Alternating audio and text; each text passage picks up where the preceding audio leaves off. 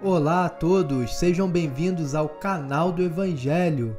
E hoje nós vamos continuar estudando o Evangelho de Mateus e vamos hoje estudar sobre o episódio em que Jesus amaldiçoa uma figueira. Essa passagem se encontra em Mateus, capítulo 21, a partir dos versículos 18 ao 22. Diz assim o texto: De manhã cedo, quando voltava para a cidade, Jesus teve fome. Ao observar uma figueira à beira do caminho, aproximou-se dela, mas nada encontrou, a não ser folhas. Então Jesus disse à figueira: Nunca mais dê frutos. Imediatamente a árvore secou. Ao verem isso, os discípulos ficaram espantados e perguntaram: Como a figueira secou tão depressa? Jesus respondeu: Em verdade lhes digo que, se vocês tiverem fé e não duvidarem, poderão fazer não somente o que foi feito à figueira, mas também dizer a este monte: Levante-se e atire-se no mar, e assim será feito. E tudo o que pedirem em oração, se crerem, vocês receberão. Bom, essa passagem aqui, ela vai falar de uma figueira sem frutos. Jesus, ele observa essa figueira e ele está com fome e ele se aproxima da figueira, mas não encontra nenhum figo nela, não encontra nenhum fruto nela. E ele então amaldiçoa essa figueira. Mas por que ele fez isso? Por que o Senhor amaldiçoou essa árvore? Que culpa ela tem?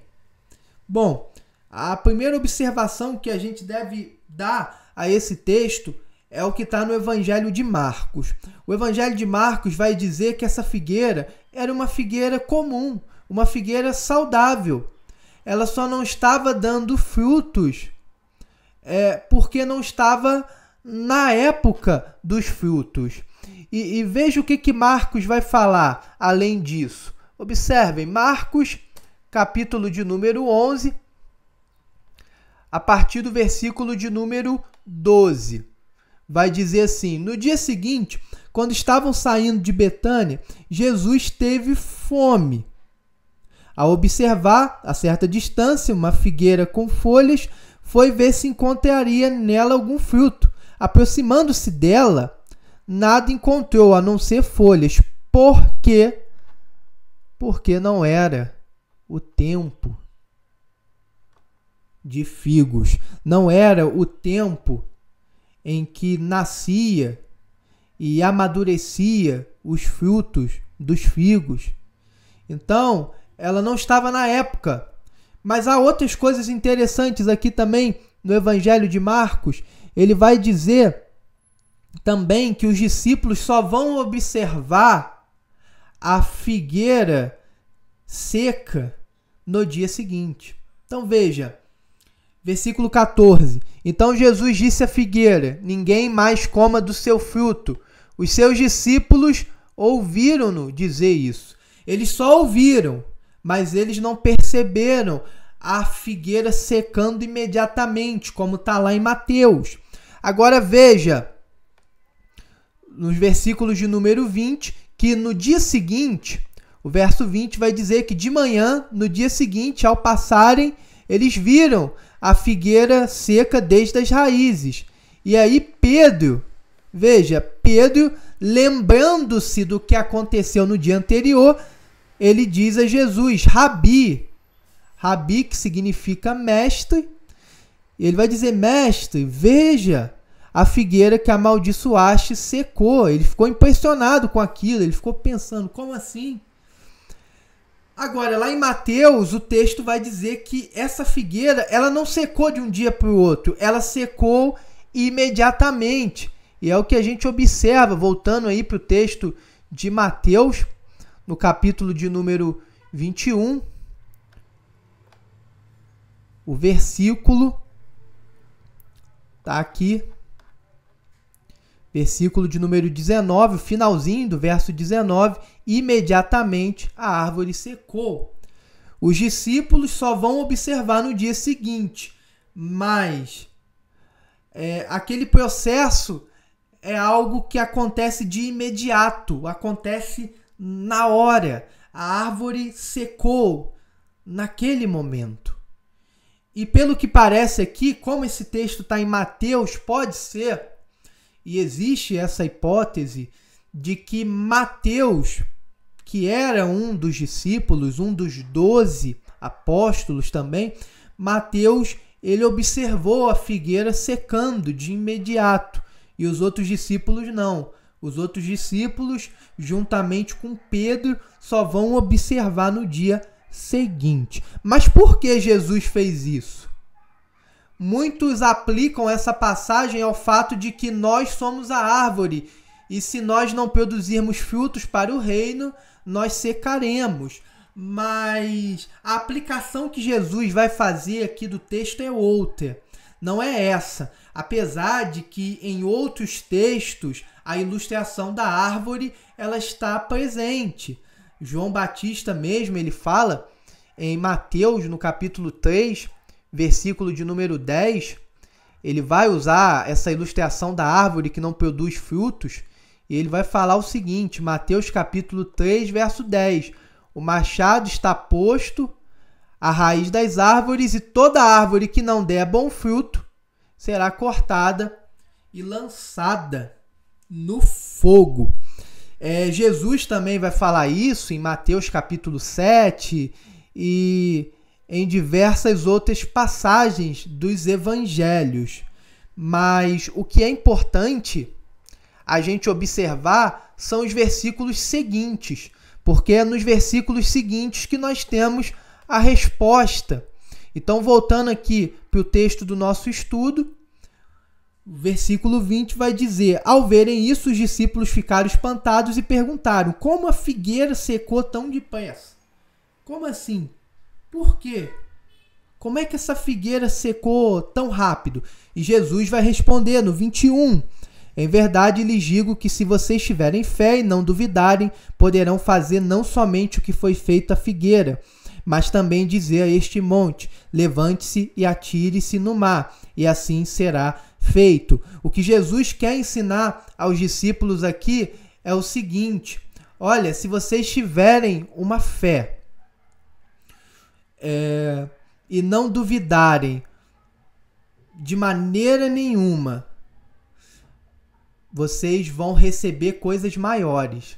Vocês vão presenciar coisas maiores do que isto que vocês acabaram de presenciar. Então aqui está a resposta. Jesus, ele está querendo dizer o seguinte, quando ele amaldiçoou essa figueira, ele está querendo dizer que os discípulos, se eles não duvidarem, se eles tiverem fé, eles vão presenciar coisas muito maiores e muito mais poderosas. E aqui ele dá um exemplo, esse exemplo aqui não é literal, é uma hipérbole, é uma expressão exagerada para enfatizar algo, e nessa hipérbole, nesse exagero, Jesus fala: vocês vão dizer a esse monte, levante-se e atire-se no mar, e assim será feito. Ou seja, o que Jesus está querendo dizer é o seguinte: olha, se vocês confiarem no Senhor, vocês serão abençoados de uma forma tão poderosa, tão grandiosa, que vai ser um milagre maior do que esse milagre que vocês acabaram de ver. Vocês viram a figueira secando de imediato, por meio da minha palavra.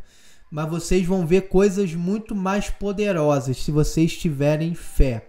Muito cuidado ao interpretar esse versículo. Por quê? Esse versículo pode ser mal utilizado.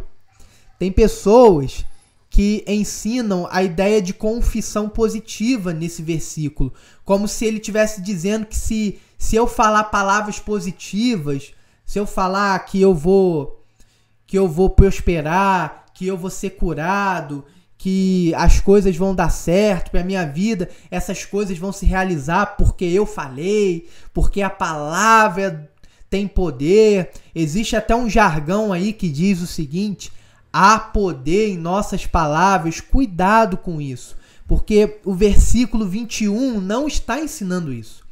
Ele não está dizendo que há poder em suas palavras, O que ele está ensinando é o seguinte, ele está falando com os discípulos o seguinte: olha, se vocês confiarem no Senhor, não tem nenhuma dificuldade que vai impedir vocês de cumprir a missão de vocês. Qual era a missão dos discípulos? A missão dos discípulos era pregar o Evangelho. Eles eram representantes de Cristo.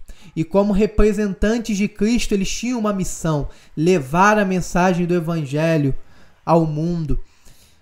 E nessa missão, eles iam enfrentar muitas dificuldades. Mas o que Jesus está querendo dizer é o seguinte: se vocês tiverem fé, nenhuma dificuldade vai impedir vocês de cumprirem a missão que eu dei para vocês de anunciar o Evangelho.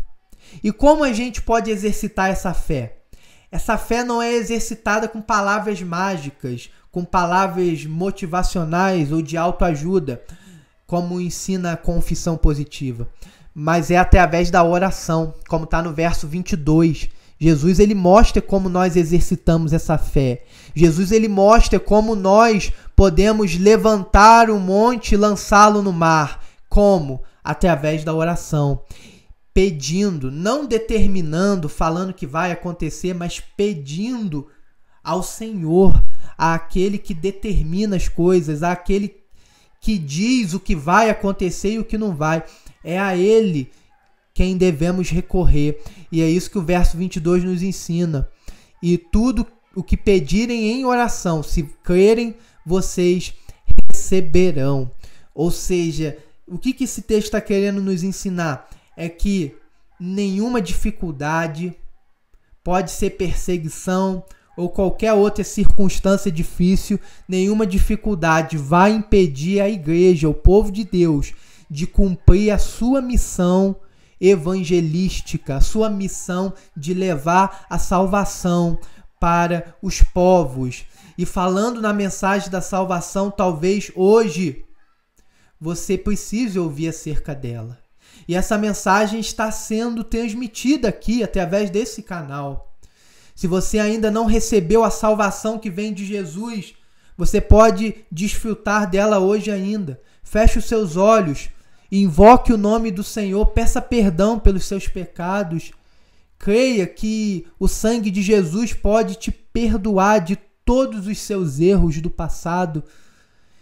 E dessa forma, crendo no Senhor, invocando o nome dele, pedindo perdão pelos seus pecados, dessa forma, então, você vai poder desfrutar do poder que o Evangelho nos proporciona. Esse Evangelho transformador, esse Evangelho que tira a nossa culpa e nos dá a promessa da vida eterna.